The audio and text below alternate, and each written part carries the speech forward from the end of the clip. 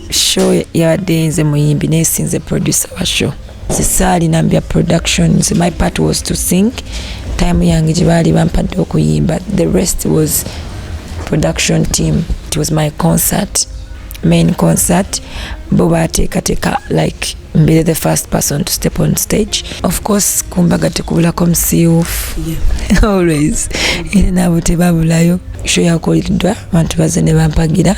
My Spice Gadgets were happy, they appreciated. Ate show nadde ngikolera aba Spice Gadgets ate bo basiima abalala ne batasiima. I have a life nosigala nga obulamu butambula okitegeera ate kati ngayo concert nze nga nze situnuulira nnyo sente ziba zivuddemu. Cricket over, history was made. It was a dream, like njali mu mudu zange ng'omugole. I'm happy, I'm okay. Nenebaza my fans, my gadgets na buli muntu yenna alina alanze concert atalire wanje osebye oti mukono bulungi nnyo. Feeling otya kati bannange? Ndi mukawuko naye nga ndi musanyufu kufa. Yes. Oli relieved owulira otya bannange? Well, mukono tutambudde bulungi, bantu bazze ne bandaga omukwano ne tukuba pate naye ate nga bomanyi bya back to back, so sinaba kuba relieved. Okay. Kati tutandikire bwe tulina otandikira. Show yabadde etya? Show yabadde nnungi nnyo simanyi na bunyiza kinnyonnyola. It was a dream come true. Yeah. Spice stage eyo wangi stage ebadde ki gitubuulireko otandika ddi ani yakugikuyambyeko eri worth how much? Stage eyo of course twanyonnyola Washington producer wa show eyo the kind of event twagala okukola ne stage twagala ntumugamba twagala ebitali regular. Of course nakola stage ne bagi building up paperwork ne bagikola nga eri nga yaffe yanjawulo. So amalo gizimba natulaga ne tumugamba kyusamu wano tereza wano and after that ntandika onoonya abantu abanasobola okugikola. So kuva ku lighting kuba kati nga stage okuvayo otandikira ku lighting ne mumanya mupanze mutya screens ezo na buli kimu.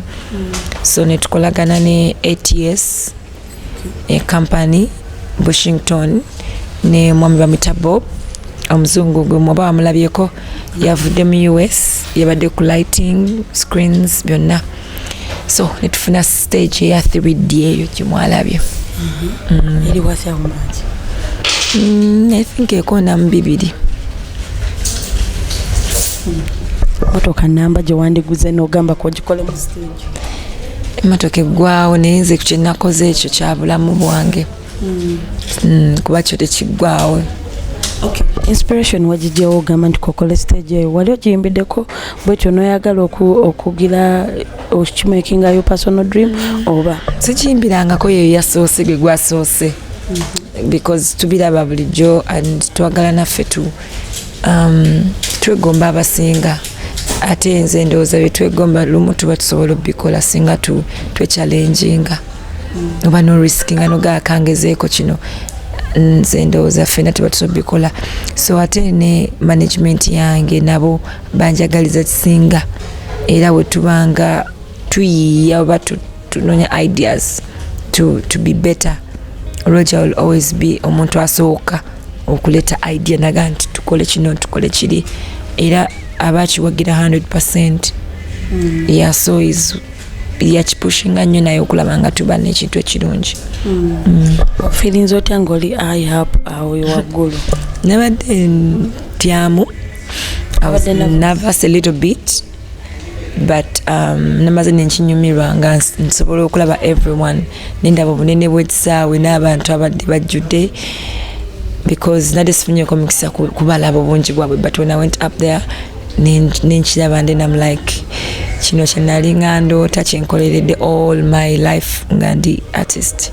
Okay. Abayimbi abamu twabafunyeeko ne bagamba obajoze nnyo era oba challenge nze concerts eziddako kati bakole batya kubanga already oba setting the pace gye batasuubira kumalako. Of course omuntu tajja kutunda byenda bye makataago you know ku achieving something like that bw'owulira nga tolina bakuba ready you wait, you know, you wait because bino ebintu ebiriko time limit. So kikola anytime we just be inspired kitweke mu bwongo kola towards it, that like obengo gamanti one day I'll do this. If you're not ready right now, don't be on pressure because I've done it doesn't mean you also have to do it. You know, at the same time, but it can take some time, but at least if I can do it in Semina Uganda muno na ilowooza nti ojja nawe osobola okikola. So ine ebintu byokolanga indeed really like totally regular cause wagenda nokola EP you invited all artists baberawo you did this stage watambudde mu bantu bonna okubatonza okubaguza tables abayimbi ebintu ebyo wabijja ku kibi kyo kya kumotivate nze kutekinga yo pan kati it's okay to kucha tables as in wandi tudde no vele your manager nazo it's okay that the tables has tembeya tables aina kwa twainanga contacts abantu kujja bakubako ne babookinga twagala table naye nze nganze nakirabanga kyenjagala okukola ningamba nti njagala ntuuke ku muntu oyo ayagala okuntekamu that much money nganze ntuukeyo mulago okusiima kwange because wabafani wange nze ndowooza nti tebisaba concert time ennungi y'okwatagana n'abantu abakwagala era abasinga bonna I made new friends benyiza obutakunyonyo right now but abasinga bagula tables abalinga sibamanyi for the very first time nga mbasinkanye we became friends kati nakyagala nnyo nze nganze omuntu nenganja kikola bwentyo ate we nayongera okikola nekisikiriza n'abalala bangi nnyo nekifuuka challenge eri ne bayimbi bannange ne balabanga people have supported nabo ne bagamba naffe kati we part of it because B2C bagula table ba Edikenzo nagula table navyo nagula table mama Alima nagula Irene mama Irene no mwami we abala bagula tickets Febusi Karokasita Catalayan can like Salvador so nabo bali inspired by that chinalingezako kola kuba nti no waliwo connection y'omuntu and value for money muntu abakutaddemu akasente ako. Okay, what did it need omuntu okuyimba ku stage eyo?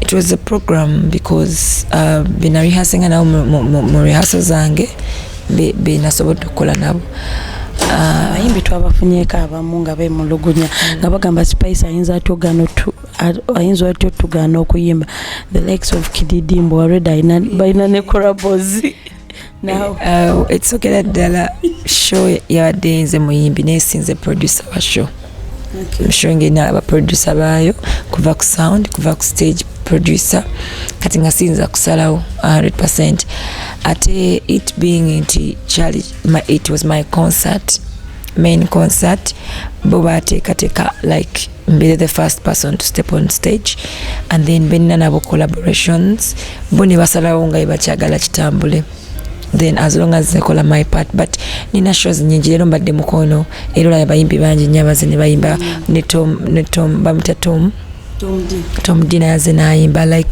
everyone is welcome yeah because at the end of the day nina concerting na shows mukaga so abali yonga balooza mu just wabaganye buganyi bakitogede connecting Michael natugamba bo babasaba engoye so yayina engoye nga asobola ziweereza yabadde no bya kati badde la stage yonga bwenkulaze nti yali wewedde obudde bungi okubanga efaanana bwetyo so kiba kikola nnyo nga n'omuntu ajimbiddeko akolaganye n'abategese tinibagamba nti oba tulina wetwaga oteeka ttala lino yambalawo kala bweti abembi abasinga batebagala bikola ebyo tebagala kuba kuwuliriza so kati abakolagana ne producer wa show ndoza bakwatagana ne basobola okubanga baperforminga. Okay, tubona abadde balooza nti wabazaalaye n'obagaana okuyimba abayimbi no nga bwe nkunyonnyodde nti nze saali nambya productions my part was to sing time yange gye baali bampadde okuyimba the rest was production team. Okay. kati bwalabye show kyekyasinza okunyumira nze nganze buli kimu kyanyumidde naye okusokera ddala the stage okubanga yavuddeyo nga bwe nali nsuubira nsuubira but then nga serowooza nkiyiza ovaayo like that. So the first time I came also nga tuli ku sound check I was surprised myself and then ate nenga nenyumira ku stage nange nenyumirako because sokola stage ennungi notanyumirako. Lastly waliwo ba Facebook in-laws abagamba mbono kabuzeemuko tetujja kibuusa bagamba of course kumbaga tekubulako musiufu always era nabo tebabulayo. It's my first concert like nze nkola concerts eno yakuna and it's like always omuntu abanga at least abuzeeyo kayogera ajja kuleeta yako but all in all show yakoliddwa abantu baze ne bampagira.